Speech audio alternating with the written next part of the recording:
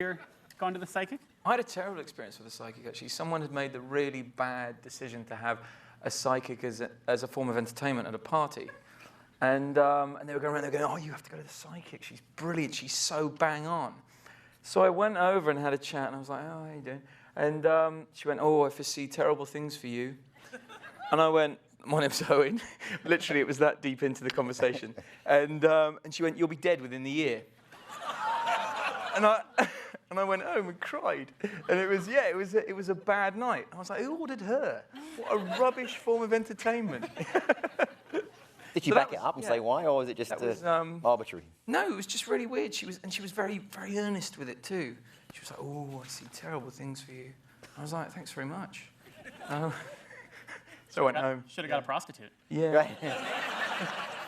And that then was I the married prostitute, her. actually. That was a mistake he made. Mine was, I have, and I've never really had one that stated more than the obvious. Okay. All right, fair enough. A recent episode, at least that aired, centered on hypnosis. And you got hypnotized by like a Vulcan deathlock or something, basically, and woken back up by it. Anybody ever been hypnotized? No? How'd you guys research that? Christmas party, I think. Yeah, we had some bloke come to our Christmas party to try and hypnotise us. Is that true? Yeah. By the way, he introduced himself Is he as here? the world's No, he's not here, greatest is he? stage act. He was punishing. Yeah. Poor guy. Yeah. He really killed the party, and we've invited him back for the rap Yeah, party. yeah. And we're selling stones at the door. And we're going to stone him at the... But he ruined our Christmas party. But the poor guy was trying so hard that a certain amount of the crew just felt sorry for him and just went along with it, you know, like, clucking like chickens. I think this is another point where we move on. I don't want to take up too much of time because I know we'll definitely have a lot of questions from the audience, which we're excited about. Speaking of the audience, are there any kids here tonight? No. Jeez, I hope not. All right. After the prostitute story? No. Come on over there. So no kids, good. Yeah, no, you got to come over there. Oh boy, earmuffs maybe for some other stuff. Yeah. When is somebody finally going to get laid on this show? Right? I mean, everybody wants to talk about it. You know, the couples, whatever. Where do you think Tim is now? Yeah. Oh, that's me. Yeah, that's it.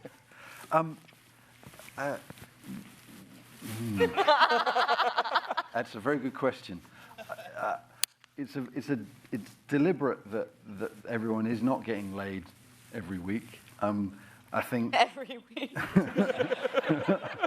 because if you let them get at it, then And you'd That was Melrose Place. There you yeah. I think part of the I don't think people get as laid as much in real life as they do on telly. At least I'm married. I'd have no idea. yeah. And I was the guy that didn't get the dates in high school, so you know my expectations are lower perhaps than most. But I just think we'll go there, but we'll go there carefully and respectfully and slowly, like in a real workplace. Okay. Everybody Agree? You know, Is that? Yeah, that was good. I mean, speak up, anyone who would like to get laid. Speak I don't think it. Like, is that fun to watch? Well, on no. CBS They don't at wanna- 9 o'clock? Like, it's really weird. The chase is so much more fun. Well, I think that's romance. It's sort of. Yeah. Yeah, and that's what we're talking about. So let's. Thank you. Who said values were dead in this town? Romance over there. And also, once you start getting laid, you have to keep getting laid, and then like we've only got Right. 5. Yeah. And then it's like we're to crime. We've got a scene. lot of guest actors. Yeah. Right. And it's really hard to film as well for network TV. It's got to be careful. So colour I things out. did a little research on the internet, and it turns out there's actually an internet poll about whether Rigsby and Grace should get together. Oh, wow. Apparently, this is what people are doing at home. God bless my mum for setting that up. And what was the result? So, do you want to guess how many people said they should hook up? My mum, my dad, and my sister. How many from Wales? How many from Wales said it? Give me a percentage. 69%. We're talking about values here. Have you still got those ears? Yeah. How many? 89%. 89. Oh, 89%. Now, you guys Ballpark. played a little tonsil hockey in that hypnosis, whatever the hell's called what? episode. Yeah, I did. Tonsil hockey. That means kissing. Yeah. So you've finally a kiss. About time, yeah. Yeah, and then I wasn't allowed to remember it. Or maybe I did, yeah. I think it's been, I use the analogy of, there was a coffee commercial in the UK, and it was based around these two people going around and going, "Hi, have you got some of the delicious dark roast coffee? Could I borrow it?" Thank you. And then when they finally did actually get it together and kiss, no one wanted to buy the coffee anymore.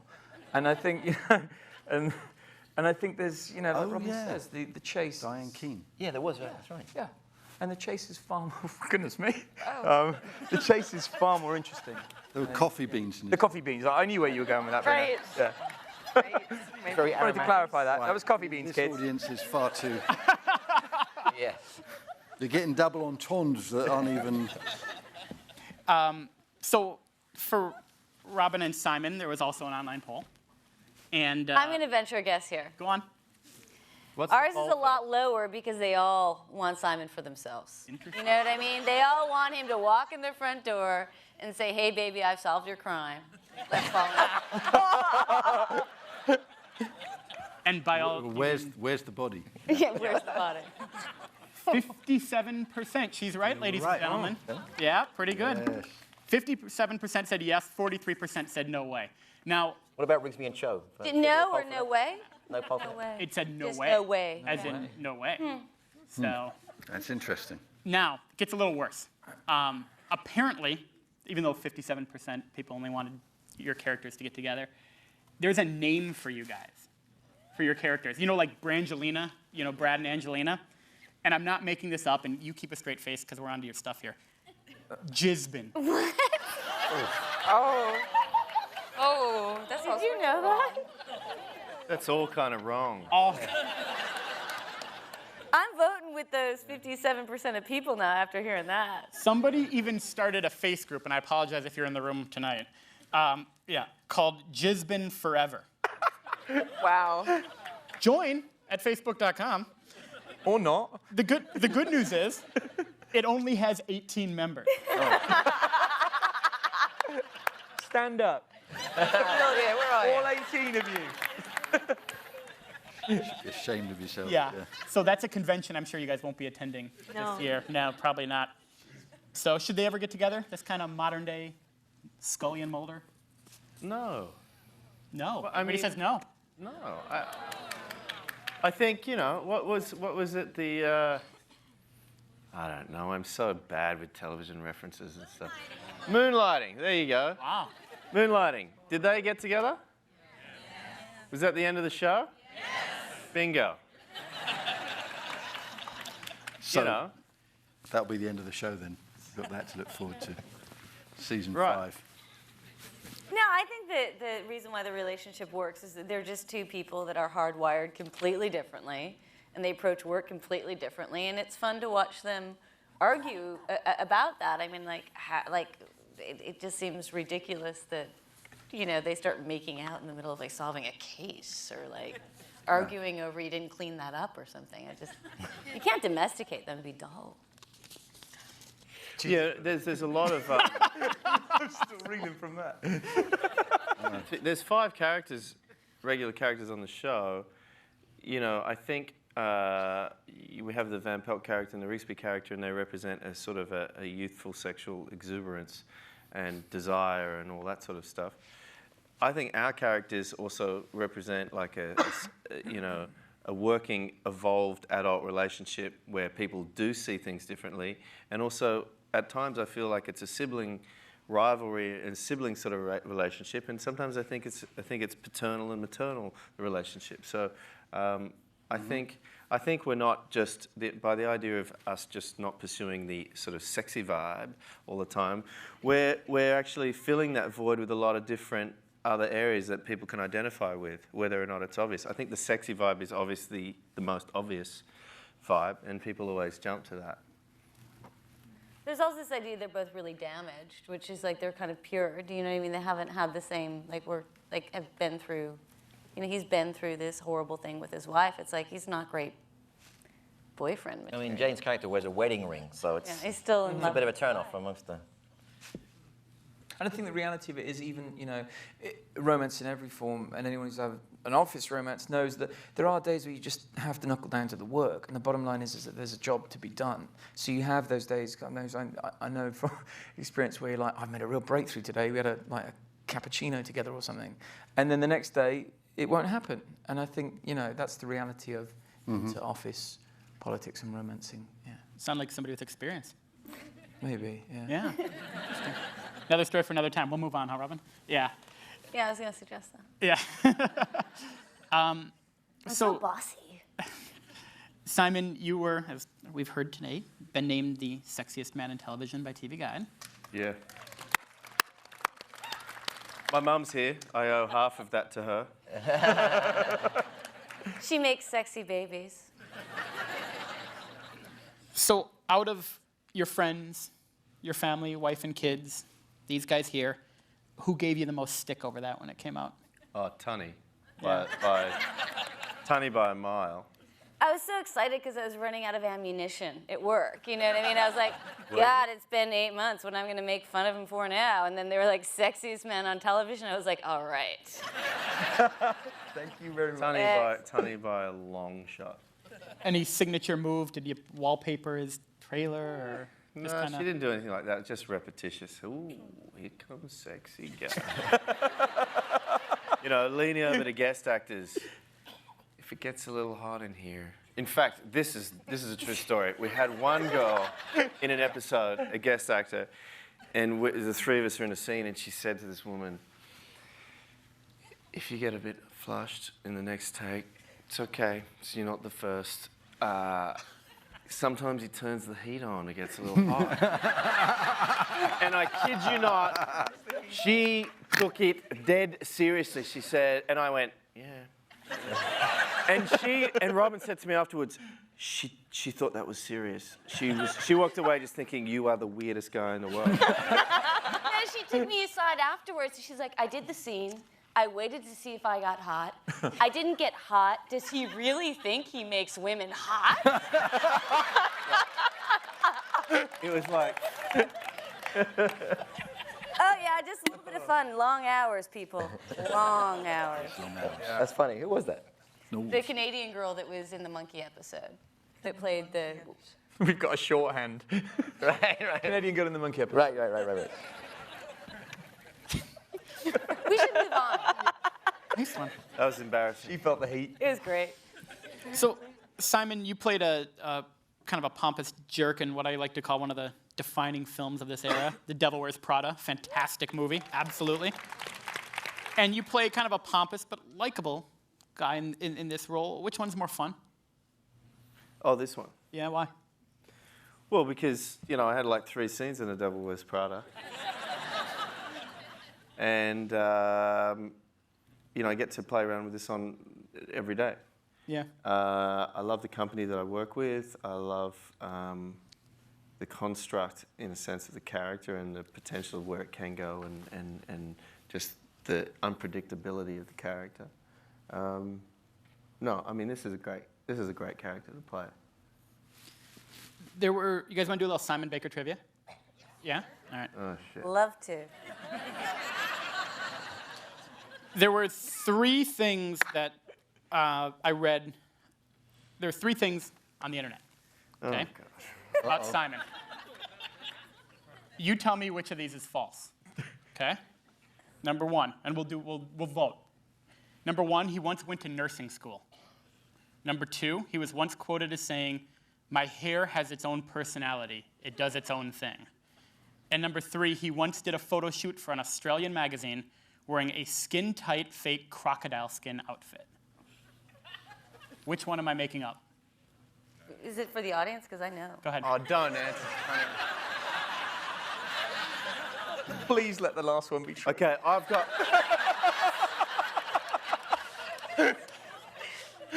Can I explain myself? Oh, it is. Rebuttal? I went to nursing school for This is a joke. You know, here were my options, right? I was a dud student, by the way. I was a terrible student. I spent too much time socializing and doing all the other stuff. I couldn't concentrate. Cognitive difficulties, let's just call it that. I was with my best mate. We're like, okay, well, what's going on? My sister was a very good student. She was in the top 2% in the state, and she became a doctor. And, hey, Mum, how you going? And I was looking for an out of the small town that I grew up in, and my parents were like, well, you know, apparently they had greater hopes for me. And I said, well, you know what, I'll leave. I'll go to nursing school and sort of backdoor my way into becoming a doctor. Oh, shit. The truth of the matter is my best mate and I were looking at options of like, how can we leave this small town and what's a good way to meet a lot of women. And we looked at the best possibility, and in nursing schools, 85% women and 85% of the men in nursing school were gay, so it was pretty good odds. So suffice to say, sooner or later there'll be a Seth Rogen, Judd Apatow film about two guys going to a nursing school. Because seriously, that's what it was like. So 3 months I lasted at nursing school. How about your mate? Where did he end up? He took over his old man's earth-moving company eventually, but he didn't last much longer. Yes, so that's one answer. The next one was the, My hair? My hair does have its own personality. It's my hair. It's not me, it's my hair. It's a separate thing. And could you turn to the gentleman at the end and tell him about the third one, if that's true? The last one, yeah. The third one, mate, it was the early 90s. Yeah! It was the early 90s, and when it was there, it was like, all right. You want to wear the vinyl crocodile-esque sort of Morrissey and Edmondson, which you guys haven't heard of, but it was a very cool designer. Just like the one that Michael Hutchins wore last week. I was like, give me the Morrissey and Edmondson crocodile outfit. I'm going to get crazy. Really heterosexual in it. I made it work. Really, yeah. In context of the 90s, I made it work. Can we project that onto the back? They had it at work. You didn't see it? No, I didn't see it. I showed it to everybody. What happened in the 90s stays in the 90s. Should stay in the 90s. The audience has been great, so I know we want to get to questions here. I think we have microphones. Do you have a microphone yet? We'll get to you in a second. Oh. Wow, there we go. Stage lights. We are going to start right here. Thank you very much. My name is David Gabriel. I come from a long line of spiritualists, mentalists, and unfortunately I inherited it, but from both sides of the family. And I think Bruno's a genius. And I have some questions, but first I just wanted to throw in, Gary Collins played a mentalist in a show called The Sixth Sense, and Sally Field played a mentalist housewife in a show called The Girl with Something Extra on American TV with John Davidson. So I just wanted to ask you why you don't change your clothes and how you got the last name of Jane. And I just respect you tremendously I respect all of you tremendously. And I've consulted with the other shows, and you're the best of the current trend of mentalists on TV. And thank you very much. Thank you. Thank you. Thanks, mate. And So, Why don't I change my clothes? is that Bruno's idea that you don't change Yeah. your clothes and the name Jane as the last name? Just curious. all right. The West thing's a bit. He's a character. The more the character is kind of defined, the better. And we had a long talk about the clothes he wore in the pilot, and essentially I didn't want to have more talks about clothes after that. Nor did I. And it worked, and so yeah. We left The clothes thing, when literally any job you ever get, well, for me anyway, it's like you go and you meet the wardrobe designer and they go, oh, you've got 77 changes.